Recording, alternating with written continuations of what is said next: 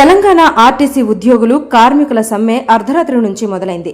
అయితే ఈ సమ్మెకు కారణాలేంటి, అది ఎప్పుడు ముగిసే అవకాశాలున్నాయి, ఈ వివరాలను ఈ వీడియోలో తెలుసుకుందాం. తెలంగాణ ఆర్టీసీ బస్సులు ఎక్కడికక్కడ ఆగిపోయాయి. ఏప్రిల్ 22 బుధవారం ఉదయం నుంచి డిపోలకే పరిమితమయ్యాయి. ఆర్టీసీ ఉద్యోగులు కార్మికులు అర్ధరాత్రి నుంచి సమ్మెకు దిగడంతో బస్సులు కదలక ప్రయాణికులు తీవ్ర ఇబ్బందులు పడుతున్నారు.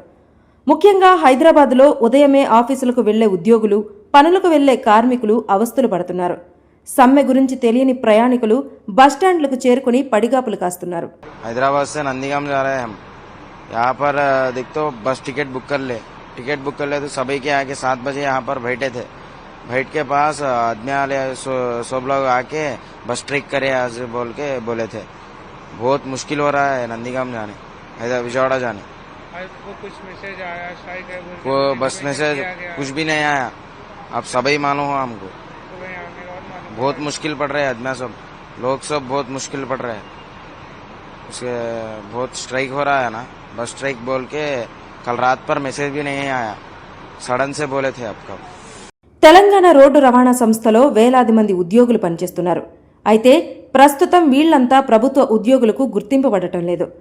ఆర్టీసీ ప్రభుత్వ రంగ రవాణా సంస్థే అయినప్పటికీ ఇందులో పనిచేసే వారిని మాత్రం ప్రభుత్వ ఉద్యోగులుగా పరిగణించకపోవడమే తాజా సమ్మెకు ప్రధాన కారణం.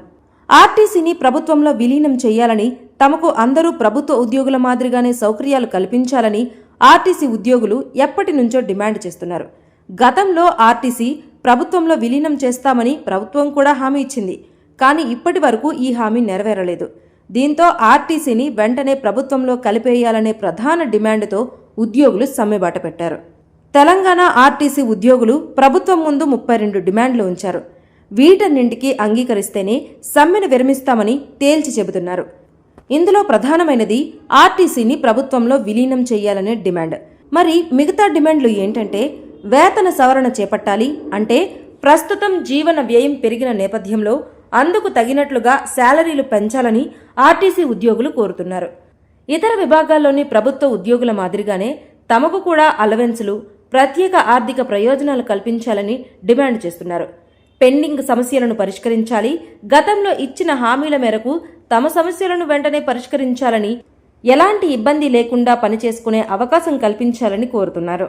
తెలంగాణ ఆర్టీసీలో ప్రస్తుతం భారీగా ఖాళీలున్నాయి. వెంటనే వాటిని భర్తీ చేయాలని ఉద్యోగులు కోరుతున్నారు. ప్రతి ఏడాది భారీగా ఉద్యోగులు రిటైర్ అవుతున్నారు.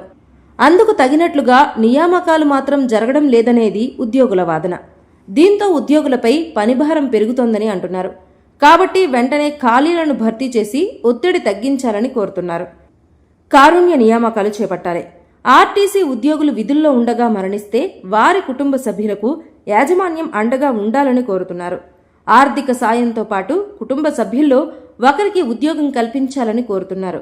కాంట్రాక్ట్ ఉద్యోగులకు పర్మనెంట్ చేయాలి. కేవలం 8 గంటల పనిని మాత్రమే అమలు చేయాలని కోరుతున్నారు.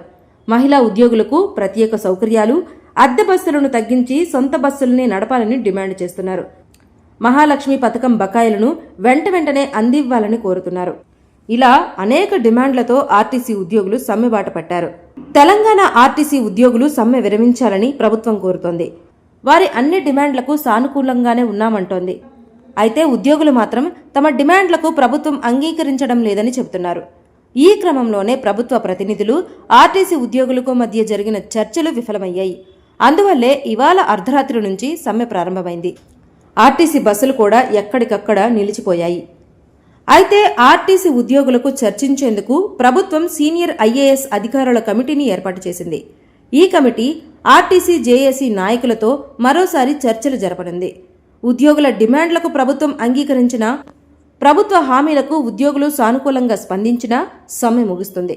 కానీ ఈసారి కూడా చర్చలు విఫలమైతే మాత్రం సమ్మె కొనసాగుతుంది. అలాంటప్పుడు ఎన్ని రోజులు ఆర్టీసీ బస్సులు డిపోలకే పరిమితమవుతాయో చెప్పలేం. ఆర్టీసీ ఉద్యోగుల సమ్మెతో బస్సులు నడవకపోవడంతో ప్రభుత్వం ప్రత్యామ్నాయ ఏర్పాట్లు చేస్తోంది. అద్దె బస్సులను నడుపుతోంది. హైదరాబాద్లోని ప్రధాన బస్టాండ్ల నుంచి ఈ బస్సులు నడుస్తున్నాయి. అయితే ఈ అద్దె బస్సులను ఆర్టీసీ జేఏసీ అడ్డుకోకుండా భారీగా పోలీసులను మోహరించింది. అంతేకాదు ప్రధాన బస్టాండ్ల వద్ద ఆర్టీసీ కార్మికులు చేపడుతున్న ఆందోళనలు అవాంఛనీయ ఘటనలకు దారితీయకుండా పోలీసు బందోబస్తు చేపట్టింది. ఆర్టీసీ సమ్మె నేపథ్యంలో ప్రైవేటు రవాణా వాహనాలకు డిమాండ్ పెరిగింది. దీంతో సెట్విన్ బస్సులు, ఆటో డ్రైవర్లు ప్రయాణికుల వద్ద అధికంగా డబ్బులు వసూలు చేస్తున్నారు. ఇక ర్యాపిడో, ఓలా, ఊబర్ వంటి ఆన్లైన్ ట్యాక్సీల డిమాండ్ పెరగడంతో ఆటోమేటిక్గా ధరలు కూడా పెరిగాయి. మెట్రో, ఎంఎంటీఎస్ రైళ్లలో రద్దీ పెరిగింది. ఆర్టీసీ సమ్మె ముగిసే వరకు ప్రయాణికులకు ఈ తిప్పలు తప్పేలా లేవు. कहाँ से कहाँ जा रहे हैं? मैं विजयवाड़ा जा रहा हूँ हैदराबाद से। ओके, तो बस स्ट्राइक के बोलते कुछ आपको हाँ, information मिला? मेरी बहन की शादी थी, ऐसा काम है वहाँ पे। हम बस स्ट्राइक का अचानक आ गया, कोई मैसेज नहीं, कुछ भी नहीं है यहाँ पे। तो वहाँ पे अब दूसरा ऑप्शन इतनी है, यहाँ पे बस नहीं आ रहे हैं, हमें फजर से 6 बजे से वेट कर रहे हैं, यहाँ पे वेट कर रहे हैं। कोई बस आ रही ना कुछ आ रहा, हमको भी नहीं मालूम। आप आके बोले, हमने कोई मैसेज भी नहीं आया। अब तो बस बुक करना का ऑप्शन है, अब बस बुक करे तो भी अब बहुत दूर मलकपेट उधर जाना, फजर से वेट कर रहे हैं, कोई मैसेज ही नहीं है। तो यहाँ पर आने के बाद कुछ इंटीमेशन दिया गया आपको? कुछ कौन बस कुछ स्ट्राइक के बोल के? कौन कुछ भी नहीं दिया, जस्ट अब भी मालूम हुआ हमें। फजर से 6 बजे से यहाँ पे वेट कर रहे हैं, 6 o'clock से।